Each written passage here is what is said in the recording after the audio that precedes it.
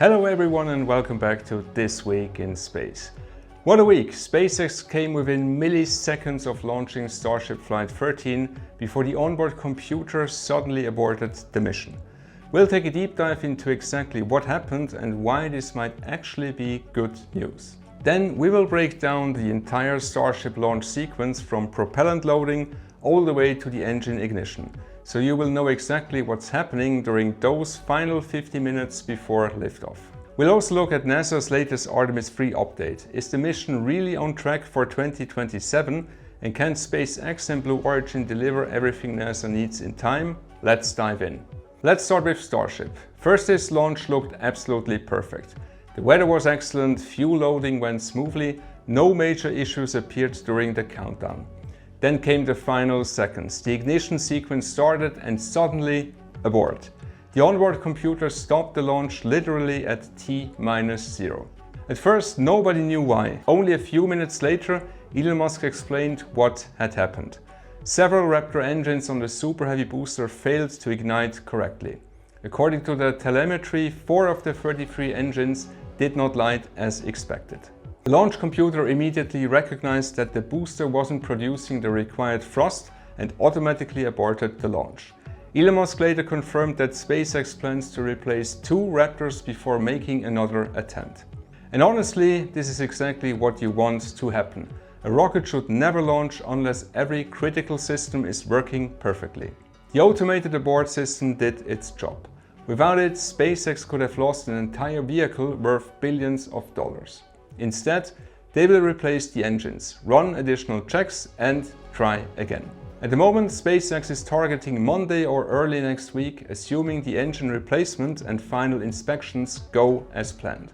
Why this test is so important? Flight 13 is much more than just another Starship launch. For the very first time, Starship is planned to deploy 20 operational Starlink version 3 satellites. Unlike previous simulator payloads, these are real satellites. They will deploy from Starship, extend their solar arrays, attempt laser communications, and briefly connect with the Starlink network before eventually re-entering Earth's atmosphere, because the mission follows a sub-orbital trajectory. If successful, this will prove Starship can eventually replace Falcon 9 for launching huge batches of Starlink satellites. That would dramatically increase SpaceX's launch capacity. When you watch a Starship launch, it often looks like nothing happens until ignition. But in reality, the most critical part starts almost an hour before liftoff. Let's walk through it. T-minus 50 minutes.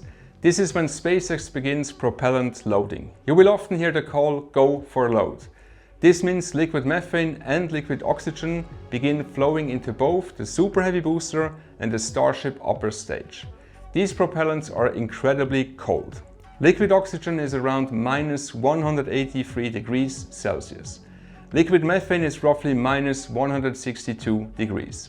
The tanks slowly fill while engineers constantly monitor pressure, temperature and flow rates. T-minus 35 minutes. Now the booster tanks are filling rapidly. At the same time, SpaceX begins chilling the plumbing and engine systems. Why? Because if the extremely cold propellant suddenly enters warm engines, thermal shock could damage components. So everything is cooled down gradually. T-minus 20 minutes. By now, most of the vehicle is fully fueled.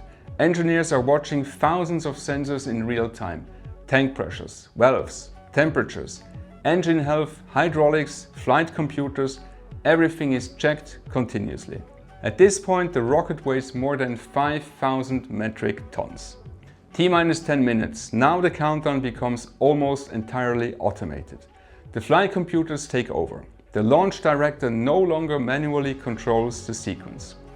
Every event now happens automatically, down to fractions of a second. T-minus 2 minutes. The vehicle switches to internal power. From this moment, Starship no longer depends on ground systems. It is essentially ready to fly. T-minus 60 seconds. This is called the terminal count. The flight computers perform one last health check. If anything looks wrong, the countdown stops immediately. Exactly what happened during Flight 13. T-minus 10 seconds. Now things happen incredibly fast. The engine controllers prepare all 33 Raptors.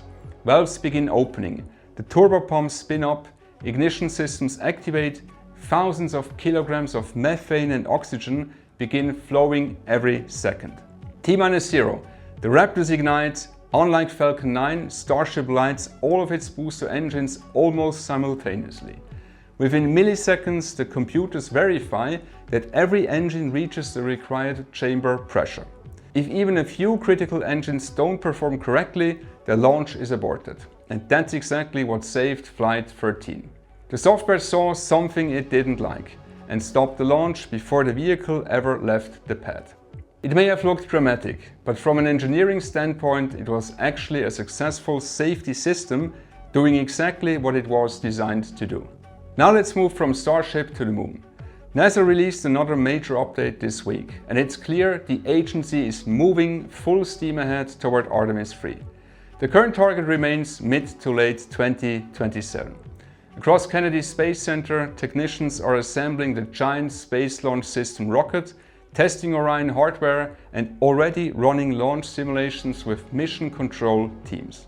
But here's where things become really interesting.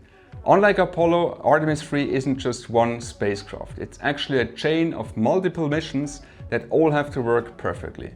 4 astronauts launch aboard Orion on NASA's SLS rocket. Once in Earth orbit, Orion doesn't fly directly to the Moon. Instead, it travels towards lunar orbit, where it will rendezvous with SpaceX's Starship human landing system. The astronauts will transfer from Orion into Starship. Starship will then perform the powered descent to the lunar surface. After the surface mission, Starship launches back into lunar orbit, docks with Orion once again, and the astronauts return home aboard Orion. It sounds straightforward, but here's one huge challenge. Before Starship can even leave Earth orbit, it must first be refueled by multiple Starship tanker launches. That orbital refueling campaign has never been demonstrated. It remains one of the biggest technical milestones SpaceX still has to achieve before Artemis III. And Blue Origin also plays an important role.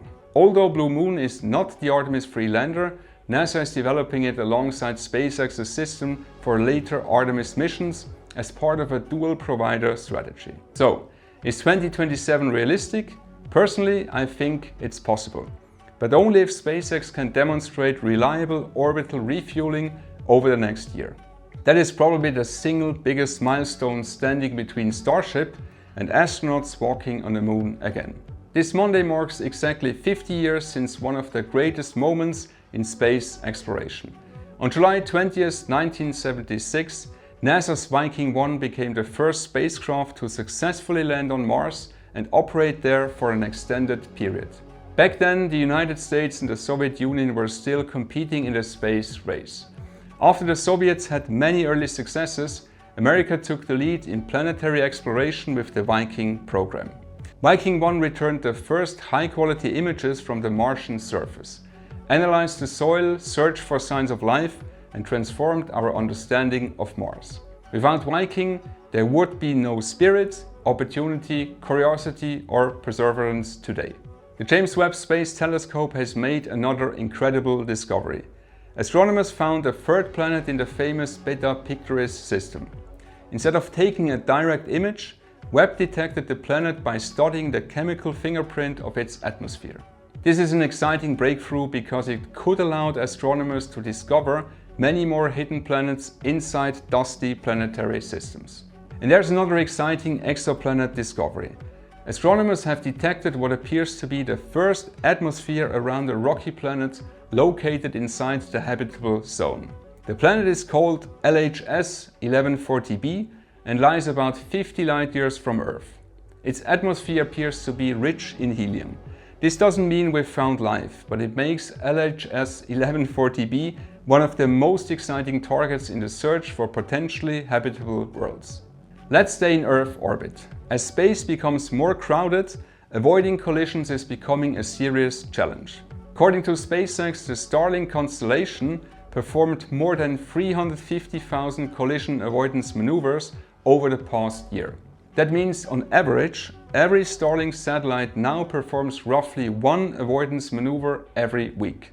The good news is that these maneuvers are completely autonomous. The satellites continuously calculate potential collision risks and adjust their orbit without human intervention.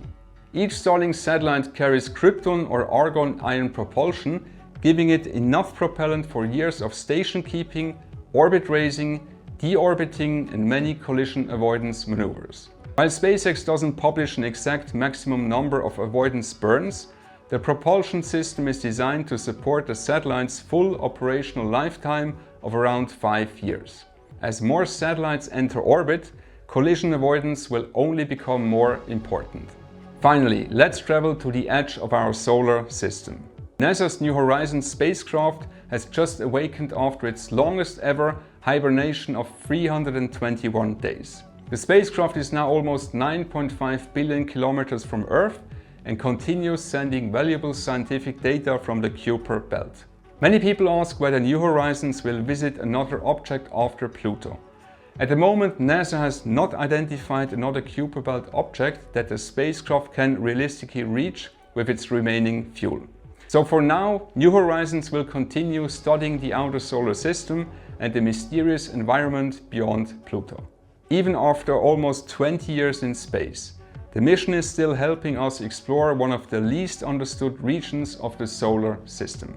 And that's it for this week's biggest space stories. From Starship's dramatic last-second abort, to NASA preparing for Artemis III, to celebrating 50 years since Viking 1 landed on Mars.